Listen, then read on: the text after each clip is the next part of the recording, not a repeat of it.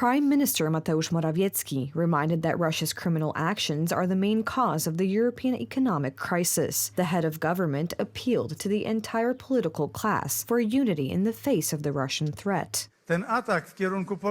This attack towards Poland is very dangerous. It is done through, first of all, high prices of natural resources, high gas prices, high oil prices, coal prices, and therefore other heating sources as well.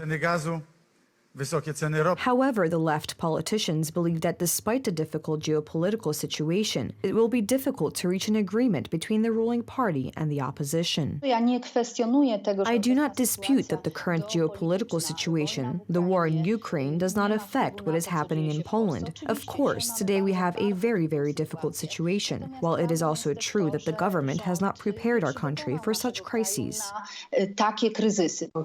Of course, the opposition can say different things, present different things at the moment, but after all, we can see for ourselves that the situation is extremely dynamic. Let me just remind you that at the very beginning, everyone was convinced that Putin would attack only eastern Ukraine, and he attacked it in its entirety. We thought this war would be very short. It is ongoing, and the Ukrainian nation is bleeding.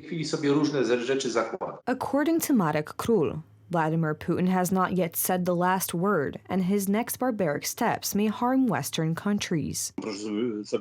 Imagine if Putin completely shut down the gas supply to Europe, specifically Germany. This would lead to total economic disaster not only for Germany, but for all of Europe and the entire Eurozone.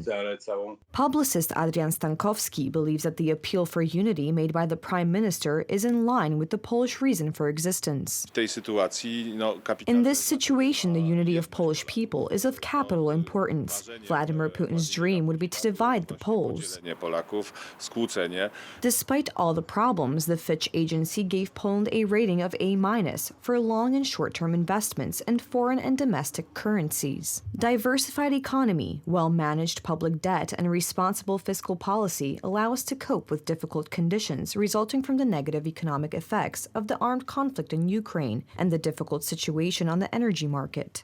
I would say that if there had not been this crisis, then 100% not only this agency, but others would have increased these ratings for us.